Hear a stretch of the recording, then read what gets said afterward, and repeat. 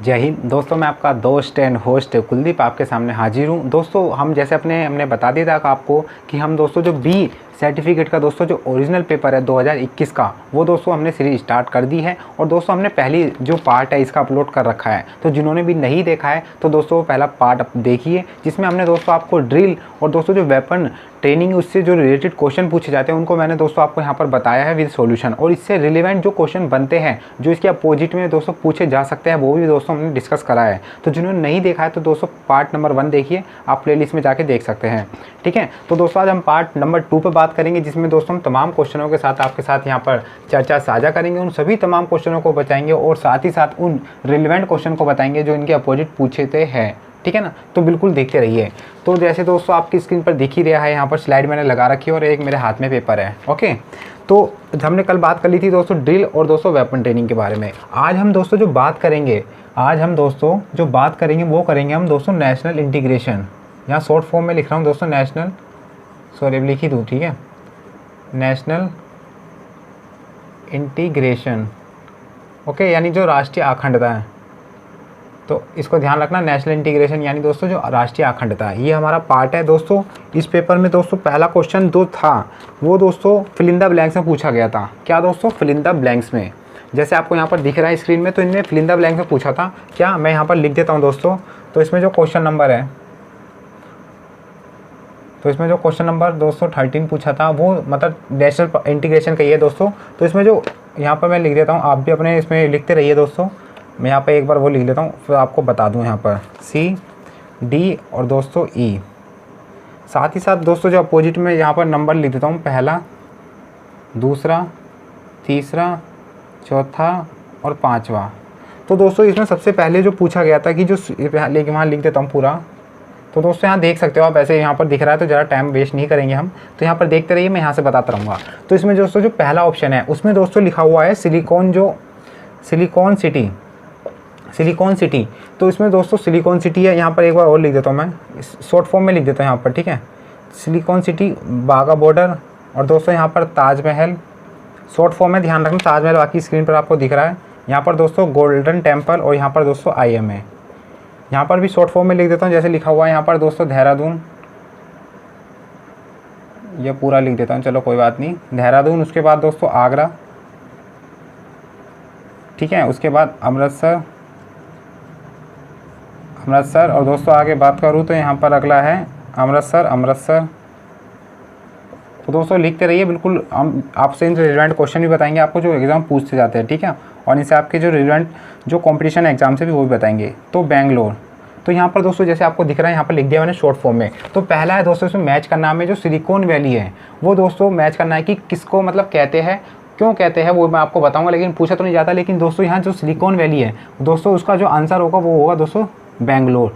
Question ये बनता है कि जो सिलिकॉन वैली, हमने ये तो पढ़ लिया कि बेंगलोर को कहते हैं, लेकिन कहते क्यों हैं ये दोस्तों आपको बहुत कम बताएंगे। तो मैं आपको बता दूं, सिलिकॉन वैली दोस्तों उसे कहते हैं, मतलब बेंगलोर को कहते हैं। क्यों कहते हैं दोस्तों? जो बेंगलोर है ना, आंध्र प्रदेश में जो बेंगलोर है, तो दोस्तों वहाँ पर जितने भी हमारे सॉफ्टवेयर हैं, सॉफ्टवेयर टेक्नोलॉजी के वहाँ पर दोस्तों जो हेड ऑफिस है वो दोस्तों अपने ही है, मतलब किसी बाहरी विदेशी कंपनी से नहीं है, तो अपने ही है ये। दूसरा दोस्तों जो किसी भी सिलिकॉन सिटी उस राज्य या उस जगह को कहते हैं जहाँ पर एक सॉफ्टवेयर हब होता है, यानी एक जगह होती है ज़्यादा से ज़्यादा, ठीक है। तो इसलिए जो बेंगलोर को दोस्तों क्या सॉफ्टवेयर यानी जो सिलिकॉन सिटी कहते हैं, सिलिकॉन वैली सिटी, ध्यान रखना है ना, सिलिकॉन सिटी कहते हैं, तो ध्यान रखना सिलिकॉन सिटी इसलिए कहते हैं, मैंने आपको बता दिया सॉफ्टवेयर यहाँ पर क्या हब होता है, यहाँ पर सभी तमाम, ठीक है। दूसरा है दोस्तों, जो दूसरा था बाघा बॉर्डर। आप लोग पता होगा बाघा बॉर्डर कहाँ पर जाते हो, आपको पता होगा जो पाकिस्तान और जो इंडिया है उनके वहाँ पर परेड भी होती है, तो कहाँ पर है दोस्तों? अमृतसर में।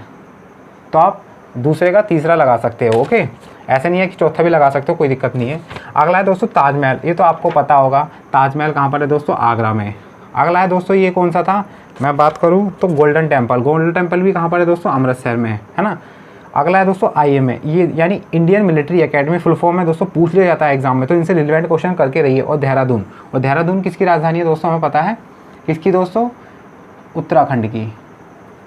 उत्तराखंड, ये पहाड़ों की भूमि भी कहते हैं उत्तराखंड, है ना। चंबोली जो आपको पता होगा, फूलों की घाटी, ओके, ये भी आप ध्यान रखना। तो ये क्वेश्चन दोस्तों, पहला क्वेश्चन मैंने आपको बता दिया जो नेशनल इंटीग्रेशन का है, ये पूछा जाता है दोस्तों, 10 नंबर का ये पूछा गया है यहाँ पर। तो आराम से लिख सकते हो, ठीक है। रिलेवेंट करके पढ़ो कोई भी चीज़, है ना। ताजमहल, ये ध्यान रखना, ताजमहल आगरा में, ओके, शाहजहाँ ने बनवाया था, पता है आपको, मुमताज़ की अपनी जो बेगम है, ठीक है। आगे दोस्तों बात करें तो जो इसमें मैं मिटो देता हूँ एक बार, बिल्कुल दोस्तों ईजिली वे में पढ़ेंगे, कोई दिक्कत नहीं है, ठीक है ना।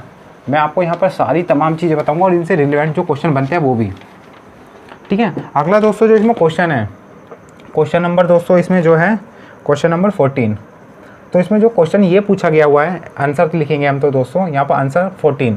तो इसमें दोस्तों क्वेश्चन ये पूछा हुआ है कि किन्हीं राष्ट्रीय एकता के मार्ग में आने वाले किन्हीं 5 बाधाओं के नाम लिखे। यानी दोस्तों जो हमारी नेशनल इंटीग्रेशन है उसमें ऐसे कौन कौन से, हम अगर नेशनल इंटीग्रेशन को बढ़ाएं यानी राष्ट्रीय एकता को मजबूत करें, अपने देश को मजबूत करें, तो उनमें कौन कौन से ऐसे एलिमेंट आते हैं जो उनको तोड़ती है।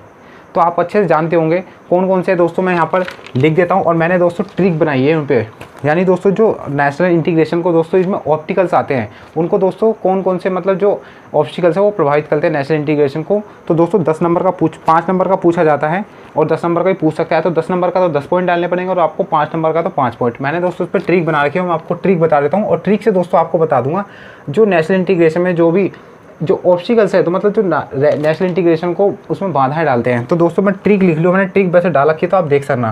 तो ट्रिक है दोस्तों क्या, ये देखिए, अनीसा के विवाह पर बाजा राक्षस बजाएगा। क्या दोस्तों जो अनीसा के विवाह पर बाजा राक्षस बजाएगा। तो मैंने इससे ही दोस्तों जो हमारे नेशनल इंटीग्रेशन में बाधाएं डालते हैं वो, तो पहला देख लेते हैं दोस्तों। इसमें जो आ है, आ से दोस्तों क्या हो जाएगा, तो ध्यान रखना दोस्तों, आ से हो जाएगा आतंकवाद यानी टेररिज्म। तो आतंकवाद पहला ऑब्स्टिकल है जो नेशनल इंटीग्रेशन में बाधा डालता है। दूसरा दोस्तों जो आ यानी नी है, नी से क्या हो जाएगा दोस्तों, निरक्षरता, ठीक है। नी से क्या हो जाएगा दोस्तों, निरक्षरता। और दोस्तों जो तीसरा है दोस्तों इसमें सा, यानी अनीशा में दोस्तों जो सा है, सा से तो हो जाएगा एक, तो दोस्तों सा से तो हो जाएगा एक सामाजिक असमानता, ठीक, देख सकते हो हमने तमाम बना रखे दोस्तों, सामाजिक समानता। और दोस्तों दूसरा इससे ही हो जाएगा एक हमारा और सांप्रदायिकता। तो ये देखना 5 हो गए ना हमने, आतंकवाद होता है, निरक्षरता, बिल्कुल ट्रिक से दोस्तों एक वर्ड में दोस्तों हमने 5 बता दिया आपको, सॉरी 4 बता दिए। दो देखें, अनीसा के को दोस्तों हम क्या इग्नोर करेंगे। अगला है दोस्तों विभा, चौथा है यानी विभा को हमने अलग कर लिया, वी प्लस 5वें में भा, विभा। तो वी से दोस्तों क्या हो जाएगा, विदेशी तत्व, यानी जो फॉरेन एलिमेंट होता है जैसा आतंकवाद है ना, विदेशी तत्व। भा से क्या हो जाएगा दोस्तों, भाषावाद, भाषा के ना समझने पाने का हम गाली दे देते हैं ना उल्टी सीधी तमिल में, और ऐसे में हमें गाली दे देता है कि वो गाली दे रहा है, लेकिन वो अच्छा ही बात कर रहा हो, गाली दे देता है, समझ लेते हैं हम। तो इन चीज़ों का ज्ञान होना चाहिए, तो ये बाधा डालते हैं, हमने बिल्कुल आपको बता दिया। पर को दोस्तों हम इग्नोर करेंगे। अगला है दोस्तों छठा में बाजा, बाजा में दोस्तों जब पीछे जा है वो साउंड हो रहा है क्या, जातिवाद, क्या दोस्तों, जातिवाद, छठा।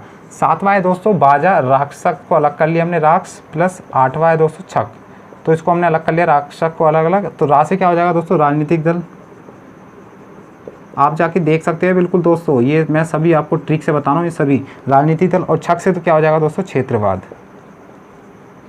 और दोस्तों जो बजाएगा, अगला है बजाएगा, नोट करते रहिए, मिलेगा नहीं दोस्तों आपको कहीं भी यूट्यूब पर मेरे अलावा, मतलब मेरे चैनल के अलावा।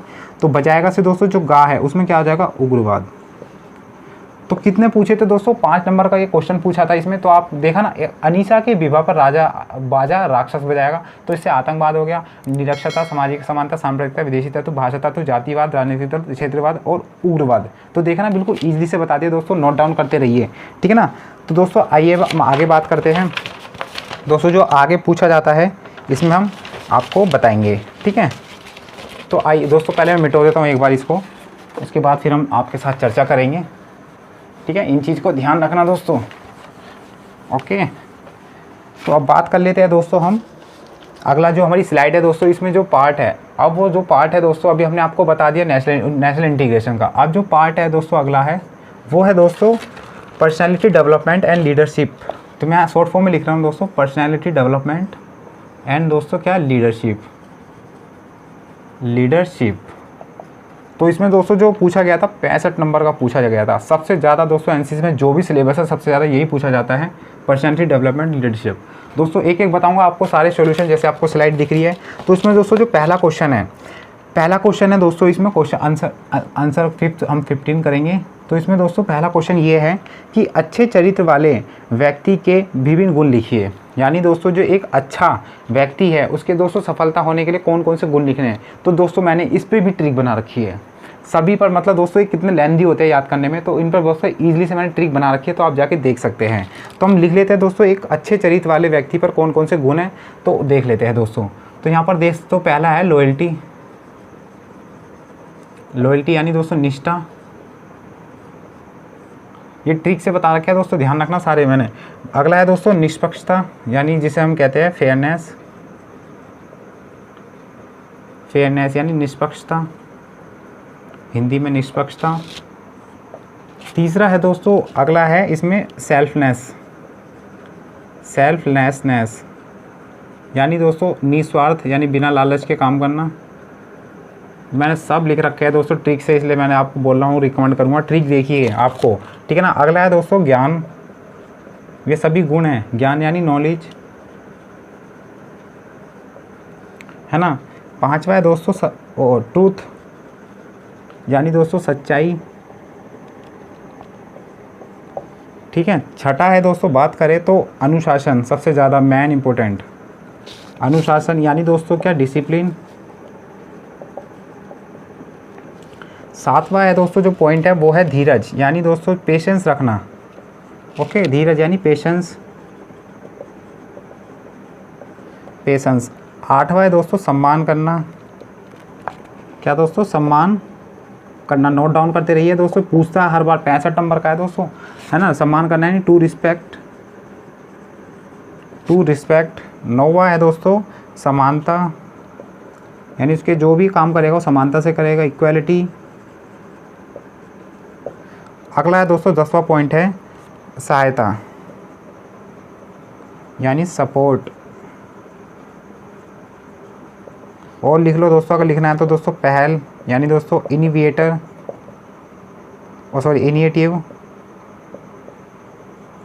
है ना। बस ये दोस्तों ध्यान रखना, ये पूछा जाता है। तो पहला क्वेश्चन में उसमें जो क्वेश्चन है पर्सनैलिटी डेवलपमेंट में, तो ये पूछा जाता है कि एक अच्छे नेता के गुण लिखिए, एक सक्सेसफुल लीडर के। ध्यान रखना, इसमें एक अच्छे चरित्र वाले व्यक्ति के बताया है। एक अच्छे नेता के गुण अलग है और एक अच्छे और सफल व्यक्ति के जो चरित्र वाला अच्छा व्यक्ति है, नेता है, उसके गुण अलग है। तो मैंने ट्रिक बना के दोस्तों आप जाके प्लेलिस्ट में जाके देख सकते हैं, ठीक है। मैं अब मिटो देता हूँ दोस्तों।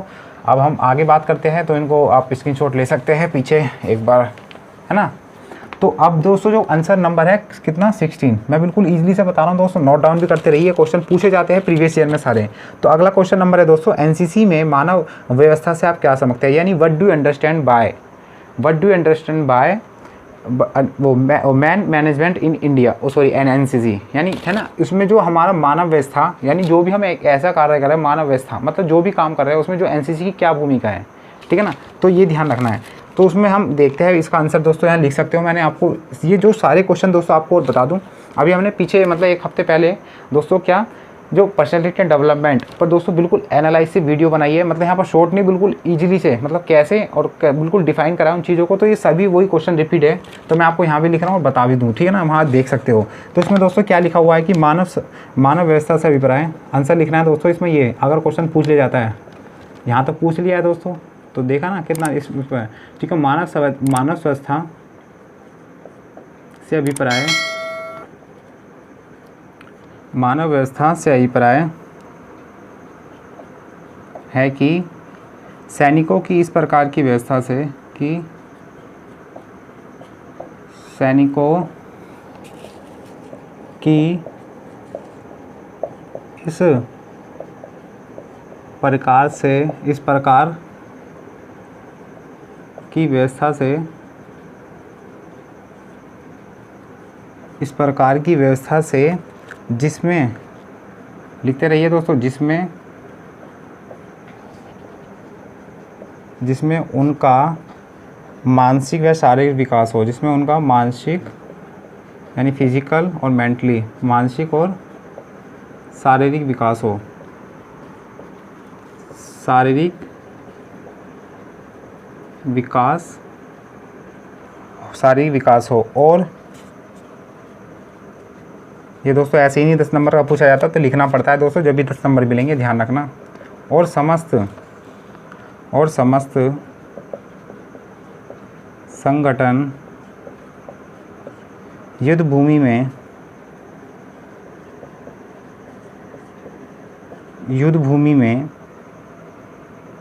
में उससे पहले, यानी युद्ध होने से पहले, युद्ध भूमि में होने से पहले और युद्ध के बाद, युद्ध के बाद में पूर्ण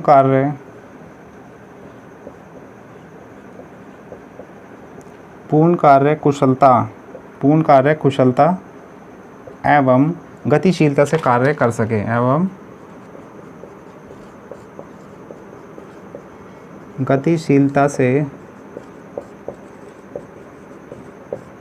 कार्य कर सके। तो दोस्तों ये ध्यान रखना, ये ऐसे पूछे जाते हैं इन चीज़ों को, ठीक है ना। तो आप ये लिखोगे दोस्तों, आपको क्या 10 नंबर मिल जाएंगे। तो ये भी दोस्तों इस पे 10 नंबर का पूछा गया था, ठीक है। तो यही पूछा गया कि what do understand by management in NCC. Okay, तो ये आराम से लिख सकते हो इन चीज़ों को, ठीक है ना। तो ऐसे ही पूछा जाता है। तो नेक्स्ट क्वेश्चन में बात कर ले दोस्तों। अगला जो क्वेश्चन है दोस्तों, इसमें क्वेश्चन नंबर 17, इसमें ये पूछा गया है कि how many kinds of motivation are there. तो हमने दोस्तों जब आपको ब्रीफली बता रहे थे उन सभी तमाम चीज़ों को लेके, तो उसमें मैंने आपको बताया था मोटिवेशन क्या होता है और दोस्तों मोटिवेशन के टाइप्स क्या होते हैं, ठीक है। बेसिकली हमने 3 बताए थे, लेकिन आपको ये बताया था कि 2 होते हैं, लेकिन हम तीसरा भी लेते हैं, सेल्फ कॉन्फिडेंस यानी सेल्फ मोटिवेशन।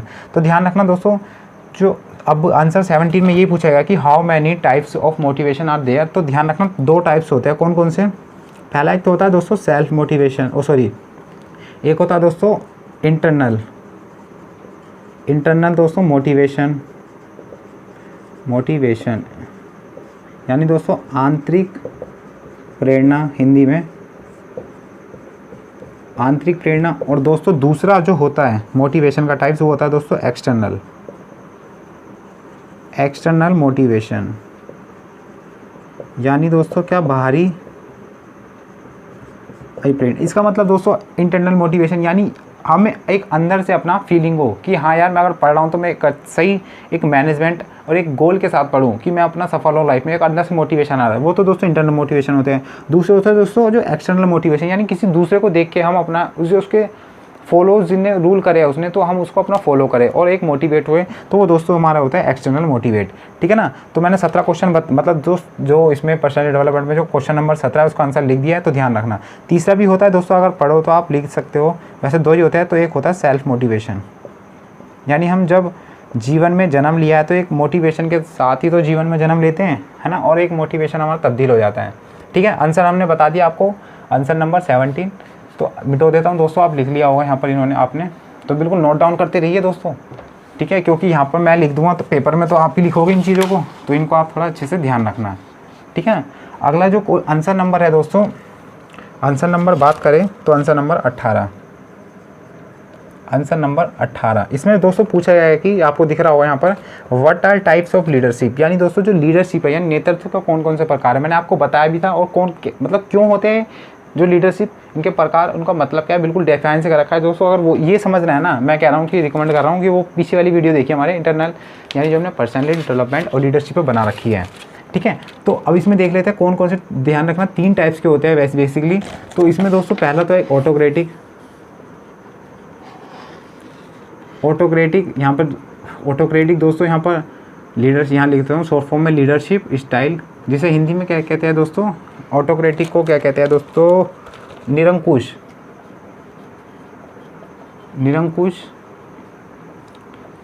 नेतृत्व शैली, हिंदी में निरंकुश नेतृत्व शैली। दूसरा जो टाइप्स है दोस्तों लीडरशिप का, तो दूसरा है दोस्तों डेमोक्रेटिक लीडरशिप स्टाइल, यानी दोस्तों लोकतांत्रिक नेतृत्व शैली। अगला है दोस्तों तीसरा है, वो है दोस्तों हमारा तीसरा बात करें तो एक है लेजिज्ड फेयर लीडरशिप, यानी दोस्तों हिंदी में इसका हस्तक्षेप हस्तक्षेप नेतृत्व शैली। हमने आपको बता दिया दोस्तों, ऑटोक्रेटिक वो होता है कि मतलब कोई भी कानून बनाया मैं एक इंडिविजुअल व्यक्ति बनाता है, जैसे मैंने आपको दक्षिण कोरिया का एग्जांपल दिया था।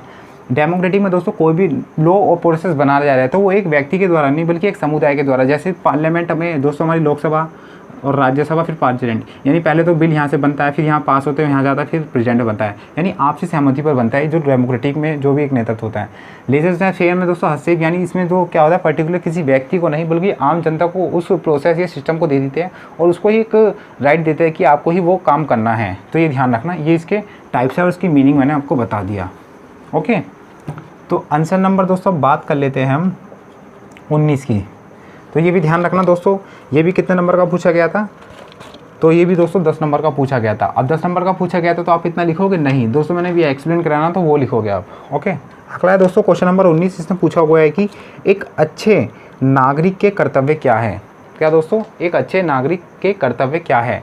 तो ठीक है, तो मेरे को काफ़ी लंबा समय हो जाएगा यहाँ पर लिखने में, तो आपका टाइम वेस्ट हो जाएगा, तो इसलिए दोस्तों मैं यहाँ पर लिख दूँगा तो आप देख लेना। ठीक है, जो हमारे एक अच्छे जो नेतृत्व यानी दोस्तों एक अच्छे नागरिक के कर्तव्य है, तो आप लिख लो, मैं दोस्तों बोल रहा हूँ।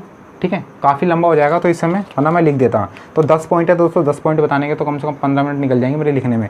तो आप लिख सकते हो दोस्तों, मैंने आपको बताया भी था पिछली अपनी जो उसमें सभी वही क्वेश्चन है रिपीटेड।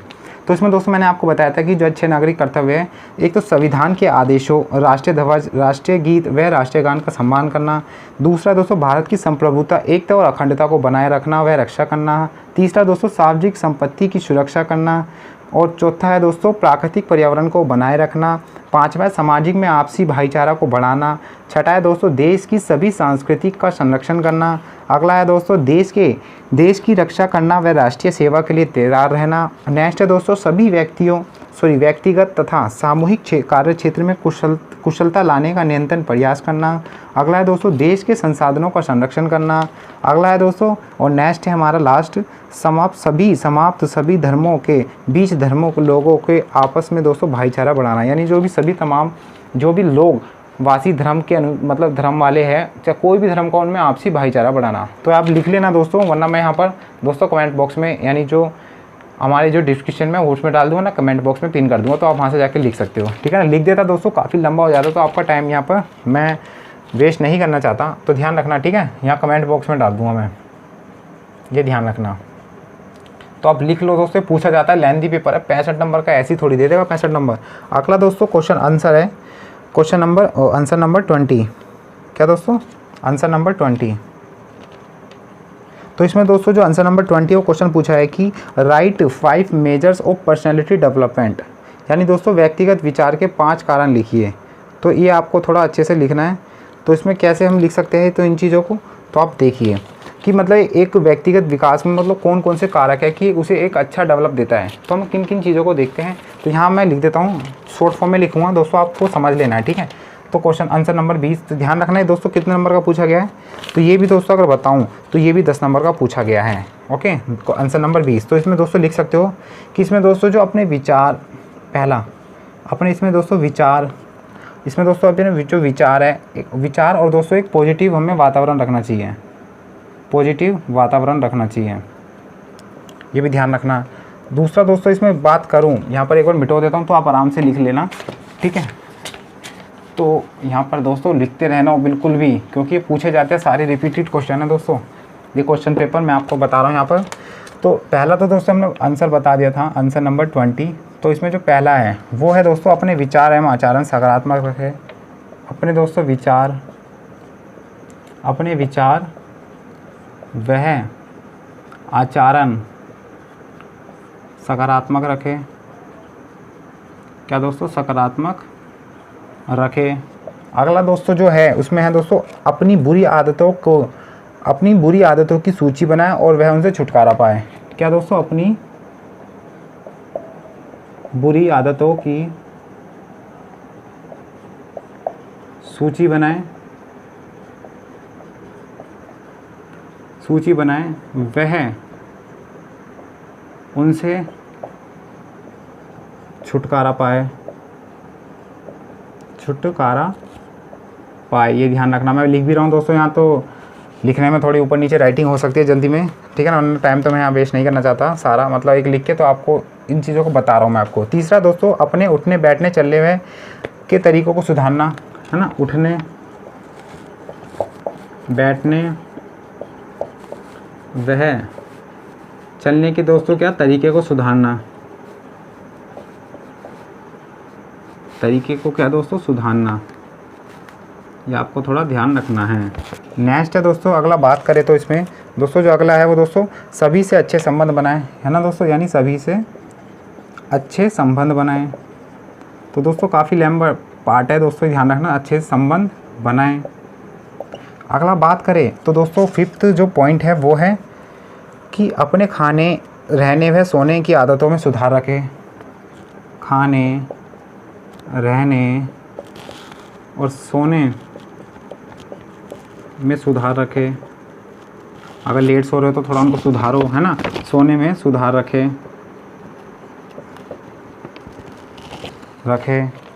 छठा जो पॉइंट है दोस्तों बात करें तो अपने घर और पड़ोस के दोस्तों जो भी उनकी छोटी बड़ी समस्या उनको सुलझाएं, है ना, घर व दोस्तों जो पड़ोस क्या दोस्तों समस्या को सुलझाएं।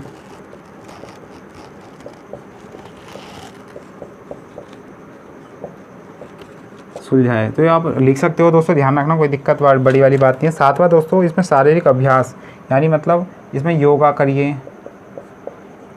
करिए और साथ ही साथ दोस्तों कोई स्पोर्ट्स भी खेलिए,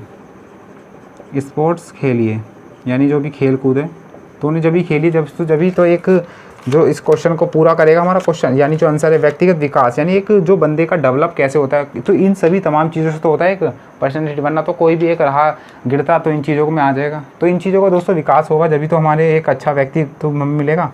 8वां पॉइंट दोस्तों बात करें तो हमारे सुनने वह समझने में की क्षमता बढ़ाए, ठीक है, क्षमता बढ़ाए। 9वां पॉइंट है दोस्तों अच्छी पुस्तकें पढ़ें, अच्छी पुस्तकें पढ़े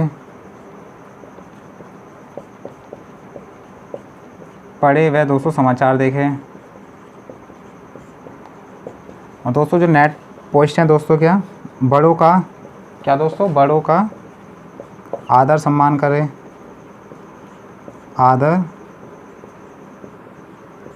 करें, तो राइटिंग ऐसी लिख रही है दोस्तों, मैंने बोल दिया फिर भी आपने लिख लिया होगा अच्छे से, तो इनको ध्यान रखना। तो ये क्वेश्चन 10 नंबर का पूछा जाता है, ठीक है, तो इनको लिख लिया होगा दोस्तों, लिख लीजिए, स्क्रीनशॉट ले लीजिए, ठीक है। तो अब आगे दोस्तों हम बात कर लेते हैं आगे। तो दोस्तों ये काफ़ी लंबा पार्ट है इसलिए हमें टाइम लग रहा है यहाँ पर, ठीक है। तो नेक्स्ट क्वेश्चन है दोस्तों आंसर बात करें तो दोस्तों जो क्वेश्चन नंबर 21 आंसर यानी 21, तो 21 में दोस्तों ये पूछा गया है कि जो right the types of verbal communication, यानी हमने आपको बताया था कि जो मौखिक जो संचार करते हैं, यानी जो कम्युनिकेशन करते हैं कैसे। कम्युनिकेशन का मतलब दोस्तों एक व्यक्ति जब दूसरे व्यक्ति से बात कर रहा है और अपने उन बातों के कारण वो अपने विचार अभिव्यक्ति जो भी मतलब उन चीज़ों तमाम आपस में शेयर कर रहे हैं, तो वही क्या कम्युनिकेशन कहलाता है। ओके, तो अब देख लेते हैं कौन कौन से कम्युनिकेशन के दोस्तों बताया था मैंने आपको। तो कम्युनिकेशन के दोस्तों जो मतलब किन किन चीज़ों से किया जाता है, तो ध्यान रखो दोस्तों, टेलीविज़न, दूसरा दोस्तों रेडियो, तीसरा दोस्तों बात करें तो सिनेमा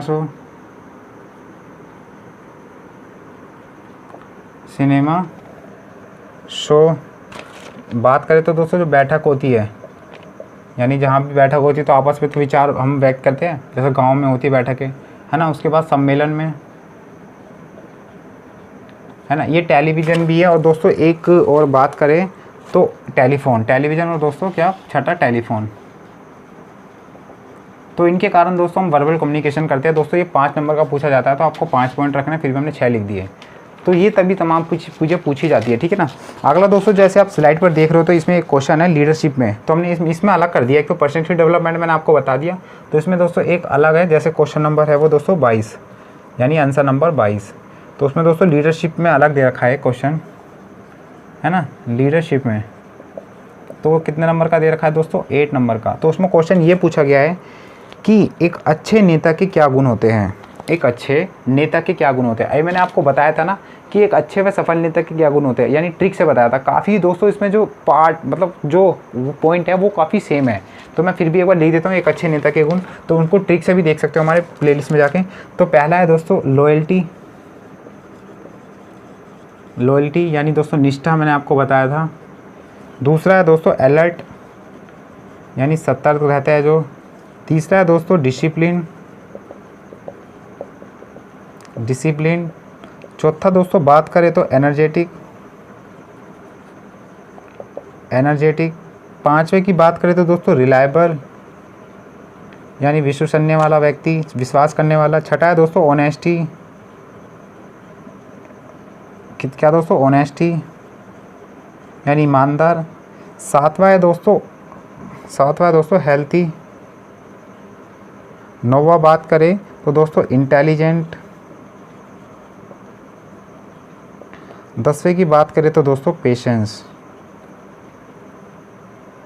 तो यानी धैर्यवान या धीरज। तो ये दोस्तों लीडरशिप पे आपको बता दी एक अच्छे मतलब जो नेता के गुण है। इसमें यही क्वेश्चन है दोस्तों एक अच्छे नेता के क्या गुण है, तो यही गुण है दोस्तों। काफ़ी लेंथी पार्ट है, इसलिए दोस्तों इन चीज़ों का आप ध्यान रखना, ठीक है ना। तो दोस्तों अब आगे बात करते हैं दोस्तों जो इसमें पूछा जाता है। तो अगला हम बात करते हैं दोस्तों जो डिजास्टर मैनेजमेंट के बारे में। ओके, यानी डिजास्टर मैनेजमेंट यानी दोस्तों जो आपदा प्रबंधन है वो कैसे की जाती है, उसमें कौन कौन से दोस्तों क्वेश्चन पूछे जाते हैं। काफ़ी ईजिली है, मैं आपको बता दूँ यहाँ पर काफ़ी ईजिली डिजास्टर मैनेजमेंट का, ठीक है।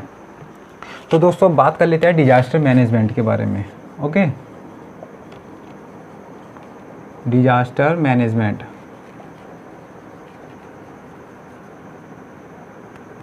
मैनेजमेंट यानी दोस्तों आपदा प्रबंधन। ओके, तो डिजास्टर को आपको पता होगा, आपदा मतलब कोई भी मतलब ऐसी चीज़ आए जिसमें दोस्तों हम डायरेक्ट मानव और दोस्तों जो ह्यूमन लिविंग थिंग्स है, जो भी पृथ्वी पर मतलब मौजूद सभी चीज़ें हैं, एग्जिस्टेंस है जिनका, वो सभी प्रभावित होती है डिजास्टर से। वो दोस्तों क्या होती है, डिजास्टर होते हैं। तो डिजास्टर दो प्रकार से होते हैं दोस्तों, मैंने आपको बताया, अभी तो हमने सीरीज स्टार्ट नहीं करी, फिर भी आपको बता दूं।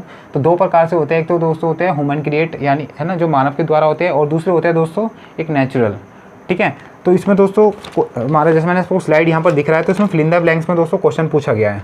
आंसर नंबर दोस्तों 23। इसमें दोस्तों जो पहला है, इसमें ये पूछा गया है कि जो बाढ़ डैश आपदा का उदाहरण है, यानी डैश आपदा का उदाहरण है। तो दोस्तों जो बाढ़ आती है वो एक ह्यूमन के द्वारा की जाती है या मतलब नेचुरल होता है।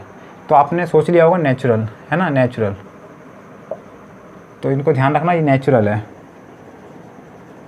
यानी दोस्तों क्या, प्राकृतिक। ओके, दूसरा दोस्तों इसमें ये पूछा गया है कि जो अमेच्योर रेडियो को डैश भी कहा जाता है। तो क्या कहा जाता है दोस्तों, ध्यान रखना, इसे हम रेडियो भी कहा जाता है। हम रेडियो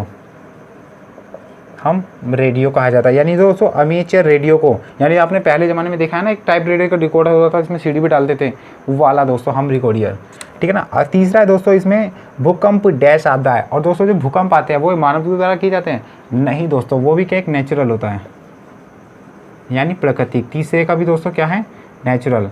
अगला दोस्तों जो इसमें पूछा गया है वो ये पूछा गया है कि जो जो संदेश का आदान प्रदान करने की जो प्रक्रिया यानी process of transforming message is called. अब मैंने आपको बताया था जब एक व्यक्ति दूसरे व्यक्ति से अपने विचार अभिव्यक्ति यानी भाव व्यक्त करता है तो दोस्तों संचार कहलाता है। तो इसका आंसर यही है दोस्तों, संचार, यानी संदेश का आदान प्रदान करने की जो प्रक्रिया है वो क्या होती है, संचार कहलाती है।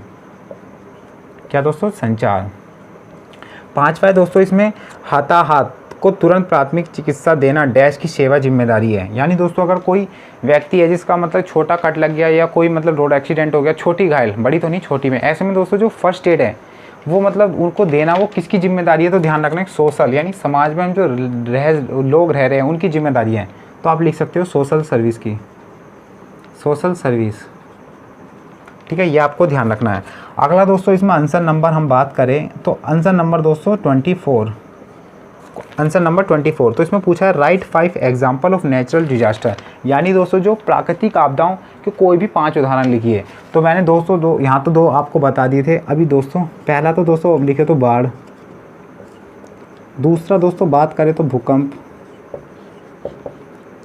तीसरा बात करें तो दोस्तों यानी साइक्लोन यानी चक्रवात, चौथा दोस्तों बात करें तो दोस्तों तूफान, पाँचवा बात करें तो दोस्तों सूखा। छठा बात करें तो दोस्तों अधिक हिमपात, यानी दोस्तों जो ग्लेशियर को पिघलना ज़्यादा, हिमपात। ये दोस्तों क्या होता है, नेचुरल डिजास्टर है, यानी अपना नेचुरल के द्वारा होता है। इन चीज़ को ध्यान रखना। अब क्वेश्चन होगा कि आप में जो ह्यूमन के द्वारा कौन कौन से होते हैं, तो जैसे रोड एक्सीडेंट या कोई चीज़ें मतलब ऐसे गड्ढा खोद दिया, उनमें चीज़ों में तमाम होती है। तो ये सभी दोस्तों इन चीज़ों का आपको ध्यान रखना है ना। नेचुरल खनन की क्रिया करते हैं, उसमें जो भूमि संलग्न होती है, तो ध्यान रखना। जो नेचुरल डिजास्टर है दोस्तों, एक इसमें हो रहा है भूसंकलन। भूसंकलन, भूसंकलन का मतलब दोस्तों जो हमारी पहाड़ियाँ होती हैं, उनमें दोस्तों दरारें पड़ने के कारण वो जब पर्वत से यानी पहाड़ से टूट के अलग गिर जाती है, तो उनका दोस्तों भूसंकलन हो जाता है। भूमि से दोस्तों अलग हो जाती है पर्वत से, तो वो क्या कहलाती है दोस्तों, भूसंकलन। पहाड़ियाँ कहलाती है, उनको भूसंकलन हम कहते हैं। ठीक है ना, ये ध्यान रखना। तो ये दोस्तों हमारा डिजास्टर मैनेजमेंट का दोस्तों इसमें 15 नंबर का ये पूछा गया था, मैंने आपको बता दिया है। तो 10 नंबर का दोस्तों ये फिल इन द ब्लैंक्स है, यानी एक जो क्वेश्चन है 2 नंबर का था, और दोस्तों ये 5 नंबर का था, जो मैंने आपको बता दिया। अब बात कर लेते हैं दोस्तों, इसी में जो हम बात करेंगे अब वो है दोस्तों अगला topic, social awareness and community development, यानी दोस्तों सामाजिक जागरूकता और दोस्तों सामाजिक विकास किसे कहते हैं। तो मैंने आपको इस पर सीरीज़ बना रखी है, तो आप जाके देख सकते हैं। तो यहाँ शॉर्ट फॉर्म में लिख दूँ किस पे दोस्तों, एक तो सोशल अवेयरनेस और दोस्तों क्या, कम्युनिटी डेवलपमेंट। तो इसको ध्यान रखना है ना, सोशल अवेयरनेस और कम्युनिटी डेवलपमेंट। तो इसमें दोस्तों जो क्वेश्चन नंबर आंसर नंबर हम बात करें 25, आंसर नंबर 25। तो इसमें दोस्तों ये पूछा गया है कि what is social service, how can NCC cadet perform social service, यानी इंग्लिश में लिखा है दोस्तों, हिंदी में ऐसे लिखा है कि सामाजिक जागरूकता एवं जो सामुदायिक विकास है वो क्या है। तो दोस्तों एक सामाजिक जागरूकता क्या है, तो आपको मैंने जैसे बताया भी था सामाजिक जागरूकता है क्या। ठीक है, तो इसका आंसर लिख देते हैं हम दोस्तों। तो सामाजिक जागरूकता दोस्तों क्या है, तो बिल्कुल पूछा जाता है तो नॉर्मल ध्यान इन चीज़ों का रखें। ठीक है, सामाजिक सेवा से अभिप्राय, समाज सेवा से अभिप्राय, समाज सेवा से अभिप्राय ऐसी प्रक्रिया से है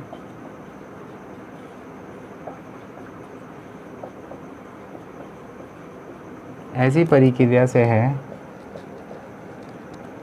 तो मैं बोल रहा हूँ दोस्तों, आप लिख लो। ठीक है, तो काफ़ी टाइम लग जाएगा लिखने में। तो समाज सेवा ध्यान रखो दोस्तों, क्या जो हमारी समाज जागरूकता है किसे कहते हैं, है ना। पहले समाज सेवा, तो समाज सेवा से अभिप्राय एक ऐसी प्रक्रिया से है जिसमें हम समाज सेवा करते हैं। जैसे हमें पता है कि समाज में कई सारे वर्ग होते हैं दोस्तों, चाहे तो निम्न होते हैं कोई छोटे या बड़े वर्ग। तो जैसे हमें समाज में पता है कि कई सारे वर्ग होते हैं जिनको सहारे की ज़रूरत होती है, चाहे वे दोस्तों सामाजिक व आर्थिक रूप में हो, इसे ही दोस्तों क्या सामाजिक सेवा कहते हैं। यानी दोस्तों जो भी ये लिख लियो डेफिनेशन, तो समाज सेवा में दोस्तों जो भी गरीब तबका है, यानी जो भी अदर बैकवर्ड क्लास के हैं, जो भी लोग गरीब हैं, तो उनको वो चाहे आर्थिक रूप में हो चाहे वो सामाजिक रूप में हो, रोटी कपड़ा मकान की सुविधा नहीं हो पा रही दिन में 2 बार भी, तो दोस्तों वो क्या गरीब है, तो उनकी दोस्तों समाज में इक्वलिटी लाने के लिए दोस्तों उनको विकास करना, उनको सहायता देना, वो क्या कहलाता है दोस्तों, सामाजिक सेवा कहलाता है। ये ध्यान रखना। अब इसमें भी क्वेश्चन है कि how can NCC cadet perform social service. अब कैसे एनसीसी कैडेट सोशल सर्विस कर सकता है, तो उनकी दोस्तों अगर मदद कर सकते हैं अपनी यूनिटी के द्वारा, कोई डोनेट करके, मतलब 5-5 10-10 रुपये मतलब इकट्ठे करके, तो जो भी एक गरीब है खाना नहीं मिल पा रहा है तो उसको खाना कर सकते हैं। तो ये एनसीसी की जो भूमिका है दोस्तों, ये आप अपने तरीके से लिखोगे कि आप क्या सोचते हो सोशल सर्विस देने के लिए। तो ये दोस्तों अपने अलग व्यू, अगर मैं लिखूँगा मेरा अलग व्यू होगा, आपका अलग व्यू होगा, तो ये आप अच्छे से ध्यान रखना, तो आप लिखो। ठीक है ना। अब है दोस्तों आंसर नंबर बात करूं तो आंसर नंबर है दोस्तों 26, आंसर नंबर 26। तो इसमें दोस्तों सबसे पहले क्वेश्चन ये कि what are the advantage of tree plantation, यानी दोस्तों जो वृक्षारोपण से हमें क्या फ़ायदे मिलते हैं। तो क्वेश्चन दोस्तों लिखने वाले नहीं हैं, तो मैं आपको यहाँ पर बता रहा हूँ, मेरे साथ भी एक बार गुनगुनाइए यानी बताइए। तो दोस्तों वृक्षारोपण से हमें देखिए क्या क्या, मतलब यहाँ पे शॉर्ट फॉर्म में लिखता हूँ तो ध्यान रखना। तो वृक्षारोपण से हमें दोस्तों एक तो ऑक्सीजन मिलती है, यानी हम पेड़ लगाते हैं तो ऑक्सीजन मिलती है। तो पहले बता दूं कितना नंबर का पूछा गया है, तो दोस्तों ये मैंने आपको बताया 10 नंबर का ये पूछा गया, और 10 नंबर का दोस्तों यही है, यानी जो ट्री प्लांटेशन करते हैं उससे क्या एडवांटेज है ना। तो पहला तो दोस्तों हमें ऑक्सीजन मिलती है, दूसरा जो एनिमल है और जो बर्ड्स है प्लस बर्ड्स, उनका क्या एक हैबिटल है, हैबिटल बोले तो उनका जो आवास है दोस्तों ये है। तीसरा दोस्तों कि जो भी वायु प्रदूषण है, वायु प्रदूषण और दोस्तों जो मतलब जल प्रदूषण, जल प्रदूषण को दोस्तों क्या नियंत्रित करता है, वृक्षारोपण नियंत्रित करता है, ठीक है, ये भी आप थोड़ा नियंत्रित रखता है। अगला दोस्तों बात करें तो भोजन उपलब्ध कराता है, भोजन उपलब्ध कराता है। और साथ ही साथ दोस्तों जो 5वां पॉइंट अगर हम बात करें तो जो भी हम दोस्तों अगर हम बोर्ड का यूज़ कर रहा हूँ तो इसमें दोस्तों लकड़ी तमाम चीज़ों का यूज़ है। यानी दोस्तों हमें जो वृक्षारोपण है, वृक्षारोपण दोस्तों क्या हमें फर्नीचर प्रोवाइड करता है, फर्नीचर प्रोवाइड करता है, ठीक है, प्रोवाइड करता है, ये भी आप ध्यान रखना। ओके, और मैं और बताए तो दोस्तों काफ़ी अलग अलग है, तो ध्यान रखना। पेड़ लगाने से दोस्तों जो भी मतलब एक हमारी जो अगला है दोस्तों, जो पेड़ लगाने से दोस्तों जो हमारी हानिकारक गैसें होती हैं, हानिकारक गैसें, हानिकारक गैसें यानी हानिकारक गैसें कौन सी दोस्तों, जो हमारी एक तो जलवाष्प यानी जो ग्रीन हाउस गैसें होती है, जलवाष्प CO2 है ना, CO2, और एक दोस्तों हमारी क्लोरोफ्लोरोकार्बन जिसे कहते हैं CH-CL3, क्लोरोफॉर्म CL-CL3 होता है दोस्तों, CL-CL3। तो ये क्लोरोफ्लोरोकार्बन है ना, CO2 और जो क्लोरोफ्लोरोकार्बन है ना, और बात करें तो मीथेन। तो ये सभी तमाम गैसें दोस्तों जो है इनको दोस्तों जो ट्री प्लांटेशन के द्वारा हम अच्छे से यूज़ मतलब कर सकते हैं। और साथ ही मतलब इनको इनकी कमी से मतलब जो वृक्षारोपण करेंगे तो इनसे दोस्तों हम क्या हमें मुक्ति मिलेगी, या दोस्तों हमें इन पर हम चीज़ों पर तमाम पर हम कंट्रोल कर सकते हैं। तो ये आप थोड़ा ध्यान रखना, ये भी मैंने आपको बता दिया। और पेड़ लगाने से दोस्तों क्या होता है, हमारा पर्यावरण अच्छा रहता है, पर्यावरण दोस्तों क्या शुद्ध रहता है, शुद्ध रहता है। और दोस्तों अगला मेरा अपने विचार में बताऊँ तो दोस्तों जो पर्यावरण है उससे दोस्तों जो हमारी जीवन प्रत्याशा बढ़ती है, जीवन प्रत्याशा का मतलब दोस्तों एक जीवित रहने की जो औसत आयु है उसे दोस्तों क्या कहते हैं, जीवन प्रत्याशा। तो जीवित रहने की अगर औसत आयु दोस्तों हमारे देश में जैसे पता है 64 अराउंड है। तो दोस्तों अगर वृक्ष होगा, अच्छी सांस मिलेगी, सुविधाएं मिलेगी, स्वस्थ ऑक्सीजन, तो दोस्तों ऐसे में दोस्तों 80-90 भी हम क्रॉस कर जाते हैं आराम से, ठीक है ना। ये दोस्तों वृक्षारोपण के में फ़ायदे हैं, तो इन चीज़ों का आप ध्यान रखना, अच्छे से लिख सकते हो, ठीक है। अगला क्वेश्चन है दोस्तों, रक्तदान से क्या क्या फ़ायदे हैं, ठीक है। क्या दोस्तों, रक्तदान देने से हमें कौन कौन से फ़ायदे हैं, ये आप थोड़ा ध्यान रखना। तो अब रक्तदान देख लेते हैं दोस्तों हम कैसे करते हैं, मतलब करते तो हैं लेकिन दोस्तों उनसे हमें क्या क्या फ़ायदे होते हैं। कई बार दोस्तों इस पर कुछ जो माइथोलॉजी बातें भी मतलब यहाँ पर करी जाती है। तो क्वेश्चन नंबर है दोस्तों, अब क्वेश्चन नंबर आंसर नंबर यानी 27 लिखते रहना दोस्तों यहाँ पर। तो अब पूछा है कि जो रक्तदान से क्या क्या फ़ायदे हैं। तो पहला है तो दोस्तों पहला तो है इसमें जो हमारा हार्ट अटैक कंट्रोल होता है। हार्ट अटैक दोस्तों क्या होता है, कंट्रोल होता है, यानी कम चांस होता है इसमें हार्ट अटैक के, मतलब कम चांस होते हैं हार्ट अटैक होने के, कम चांस।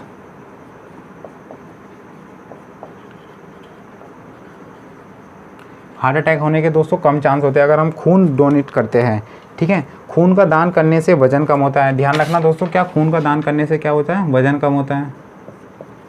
अब अप्लाई मत कर देना कि जिनका वजन है वो कम करने के लिए दोस्तों ब्लड डोनेट करें, नहीं, वजन कम होता है, ये आप ध्यान रखना।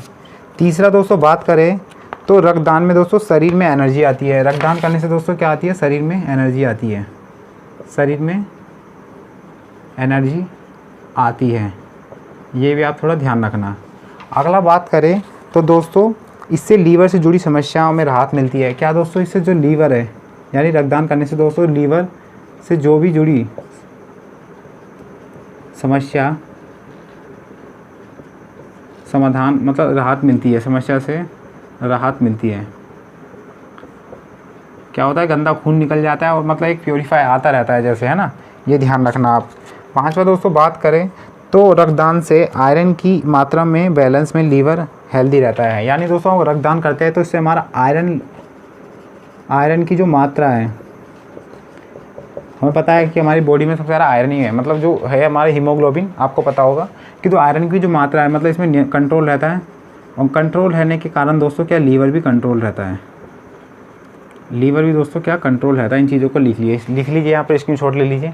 तो दोस्तों यही हमने बता दिया आपको आज, जो हमने डिजास्टर मैनेजमेंट बताया, और ठीक है साथ ही साथ दोस्तों हमने सोशल जो सर्विस अवेयरनेस बता दिया, और दोस्तों जो लीडरशिप स्टाइल है यानी जो पर्सनैलिटी डेवलपमेंट और लीडरशिप, और साथ ही साथ दोस्तों हमने जो नेशनल इंटीग्रेशन, तो हमने 4 टॉपिक पर दोस्तों क्वेश्चन पेपर ये बता दिया सॉल्यूशन कैसे है। तो जो भी हम आगे रह गए हमारे, तो हम नेक्स्ट सेशन से दोस्तों, और जो हमारे हेल्थ एंड हाइजीन, ये सभी दोस्तों जो आगे रह गए हैं उन पर दोस्तों हम कल आपके साथ चर्चा करेंगे। तो उम्मीद करता हूँ दोस्तों आपको सेशन अच्छा लगा, तो प्लीज़ वीडियो को लाइक करें। जो भी पहली बार हमारे चैनल को देख रहे हैं, जिन्होंने चैनल को सब्सक्राइब नहीं करा है तो चैनल को सब्सक्राइब कर लीजिए, बगल में बेल आइकन को दबा लीजिए, ताकि जो भी हम वीडियो अपलोड करें तमाम ऐसी जो आपके एनसीसी से रिलेटेड जो इंपॉर्टेंट हो वो आपको तुरंत मिलती रहे। अगर दोस्तों आपको जो भी कोई समस्या है तो हमारे नीचे इस वीडियो के डिस्क्रिप्शन में व्हाट्सएप ग्रुप और टेलीग्राम ग्रुप है, वहाँ से जाके जुड़ सकते हैं, और तो भी तमाम जो भी नोट्स हैं वहाँ अपलोड कर दिए जाते हैं। तो दोस्तों वहाँ जुड़ जाइए। तो दोस्तों थैंक यू टू अपना समय देने के लिए हमारे इस वीडियो में। उम्मीद करता हूँ दोस्तों आपको सेशन अच्छा भी लगा होगा। तो दोस्तों नेक्स्ट वीडियो के लिए जब तक के लिए बाय बाय, टेक केयर, जय हिंद, जय भारत।